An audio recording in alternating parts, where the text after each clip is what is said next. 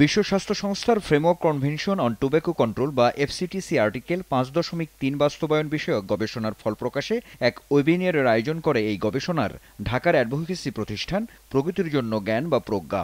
বাংলাদেশের অবস্থান 27তম।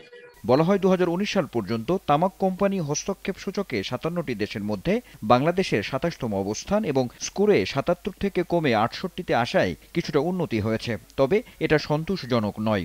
দক্ষিণ এশিয়ায় এই সূচকে বাংলাদেশের অবস্থা সবচেয়ে খারাপ। 5.3 আসলে কি বল? আইন সংশোধন করে তামাক কোম্পানিগুলোকে অনুদান বন্ধ, সামাজিক দায়বদ্ধতা কর্মসূচি সম্পূর্ণ নিষিদ্ধ করা সহ বেশ কিছু সুপারিশও তুলে ধরা হয় আলোচনায়। একই সঙ্গে সরকার তামাকের নিয়ন্ত্রণের জন্য আইন প্রণয়ন করবেন, নীতি প্রণয়ন করবেন, আবার তামাকের ব্যবসায় সম্পৃক্ত থাকবেন, এটি হতে পারে না। প্রধান অতিথির বক্তব্যে সাংসদ সাবের হোসেন চৌধুরী বলেন, তামাক মৃত্যুর জন্য অপরিহার্য, জীবনের জন্য নয়। তামাক কোম্পানিগুলোর সঙ্গে সরকারের অংশীদারিত্বেরও সমালোচনা করেন তিনি। মহামান্য রাষ্ট্রপতির নামে একটা তামাক কোম্পানিতে শেয়ার থাকে, তাহলে সেটা কি ধরনের বাণী দিচ্ছে, কি ধরনের মেসেজ আমরা দিচ্ছি যে আমরা তামাক নিয়ন্ত্রণের ক্ষেত্রে কতটুকু আন্তরিক।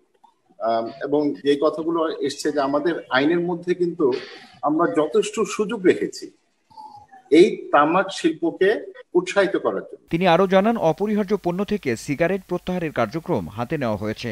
একই সঙ্গে বিশ্ব স্বাস্থ্য সংস্থার তামাক নিয়ন্ত্রণ কনভেনশন আইনে অন্তর্ভুক্ত করার তাগিদও দেন সাবের হোসেন চৌধুরী। জীবন এবং জীবিকার জন্য অপরিহার্য, সেগুলিকে আমরা অপরিহার্য পণ্য হিসাবে আমাদের আইনের মধ্যে আমরা সেগুলিকে নিয়ে এসেছি।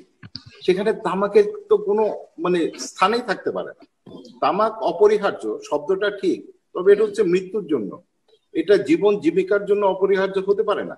সংসদে আমি রাজি আছি এটা নিয়ে একটা মোশনও আনতে। আমি এটাও করব পরবর্তীতে যে আমি বেসরকারি সদস্য হিসাবে আমি এফসিটিসি যে 5.3 এবং অন্যান্য ধারাগুলো আছে সেগুলো যেন আমরা আমাদের টোব্যাকো কন্ট্রোল লতে নিয়ে আসতে পারি।